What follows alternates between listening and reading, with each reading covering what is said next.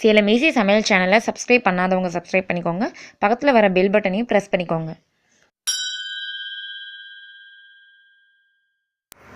Hi friends, welcome to Salem easy சமையல் சேனல்லேருந்து நான் உங்கள் ஐஸ்வர்யா.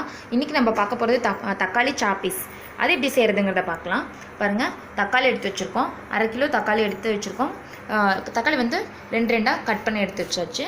அதுக்கப்புறம் சிறிதளவு தேங்காய், கொத்தமல்லி, கருவேப்பிலை, வெங்காயம், பட்டை, லவங்கம், சோம்பு, கசகசா, கொத்தமல்லி, சீரகம், வரமிளகாய் எடுத்து வச்சுருக்கோம். தாளிக்கிறதுக்கு கடுகு, சிறிதளவு மஞ்சள் தூள், தாளிக்க எண்ணெய், இஞ்சி பூண்டு தேவைங்க. அதுக்கப்புறம் தேவையான அளவு உப்பு. எப்படி செய்கிறதுங்கிறத பார்க்கலாம். ஃப்ரெண்ட்ஸ், எப்படி செய்கிறதுன்னா ஃபஸ்ட்டு பாருங்கள், நான் சொன்ன மாதிரி வரமிளகாய் எடுத்து போட்டுக்கோங்க. மிக்சியில் எல்லாமே நம்ம எடுத்து வச்சுருக்க செலவெல்லாம் அரைக்கணும். பச்சையாக அரைச்சி எடுத்துக்கணும். இது வரமிளகாய், சோம்பு போடுறோம், கொத்தமல்லி, அதுக்கப்புறம் கசகசா எல்லாமே போட்டாச்சு அரைக்கிறதுக்கு. நம்ம சிறிதளவு சின்ன வெங்காயம் எடுத்து வச்சுருக்கோம். சின்ன வெங்காயம் போட்டுக்கலாம். தேங்காய் போட்டுக்கலாம். இஞ்சி பூண்டு எல்லாமே சேர்த்தாச்சு. பாருங்கள் ஃப்ரெண்ட்ஸ், நம்ம இதை அரைச்சி தாளிக்கணும். இந்த தக்காளி சப்பீஸ் ரொம்ப நல்லாயிருக்கும். இட்லிக்கு, தோசைக்கெலாம் ரொம்பவும் டேஸ்ட்டாக இருக்கும். அதுவும் சப்பாத்திக்கு இன்னும் நல்லாயிருக்கும். சாப்பாட்டுக்கும் சாப்பிட்லாங்க. பாருங்கள், அதுக்கு இதை அரைச்சிக்கணும்.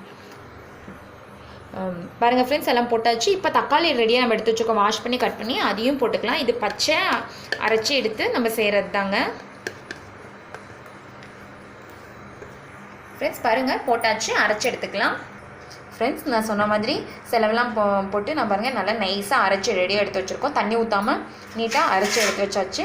எப்படி செய்கிறதுங்கிறத பார்க்கலாம். ஸ்டவ் ஆன் பண்ணிவிட்டு பாத்திரத்தை எடுத்து வச்சுக்கோங்க. தேவையான அளவு எண்ணெய் ஊற்றிக்கலாம். தக்காளி சாப்பீஸ்க்கு கொஞ்சம் எண்ணெய் சேர்த்து இருக்கணுங்க, ஊற்றிக்கோங்க. எண்ணெய் நல்லா காயட்டும். எண்ணெய் நல்லா காஞ்சிச்சு. இப்போ கடுகு போட்டுக்கலாம். கடுகு நல்லா வெடிச்சு வந்துடுச்சு. இப்போ கருவேப்பிலை ஆட் பண்ணிக்கலாம்.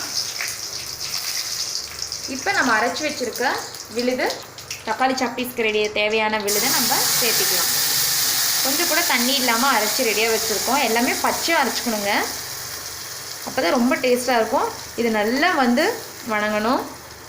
ஃப்ரெண்ட்ஸ் பாருங்கள், நல்லா கலராக இருக்குது. ரொம்ப டேஸ்ட்டாக இருக்குங்க. இது சப்பாத்தியோட சாப்பிடும்போது ரொம்ப சுவையாக இருக்கும். ஃப்ரெண்ட்ஸ் வந்து எண்ணெய் நல்லா திரிஞ்சு வர வரைக்கும் நல்லா சிம்மில் வச்சுருந்து நல்லா கிளறி விடுங்க. சிறிதளவு மஞ்சத்தூள் சேர்த்திக்கலாம். தேவையான அளவு தூளுப்பு சேர்த்திக்கலாம். நல்லா கலந்துக்கோங்க. இன்னும் சிம்மில் வச்சுருந்து நல்லா வந்து அது வந்து கிளறி விடுங்க. நல்லா வேகணும்.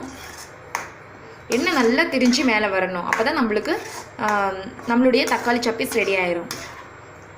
பச்சை வாசம் போகிற வரைக்கும் நல்லா கலந்து விட்டுக்கோங்க. ஃப்ரெண்ட்ஸ் பாருங்கள், எந்த அளவுக்கு வந்திருக்குன்ட்டு. இன்னும் நல்லா வந்து ஆகணும். பாருங்கள் ஃப்ரெண்ட்ஸ், நல்லா கலந்து விட்டுக்கோங்க. இது ரொம்ப தெளித்து மேலே வரும். அதுக்காக தான் நான் சிம்மில் வைக்க சொன்னேன். சிம்மில் வச்சிட்டோம்னா நம்மளுக்கு பிரச்சனை இல்லை. அது இல்லாமல் அப்பப்போ கலந்து விட்டுட்டு மூடி வச்சுருங்க.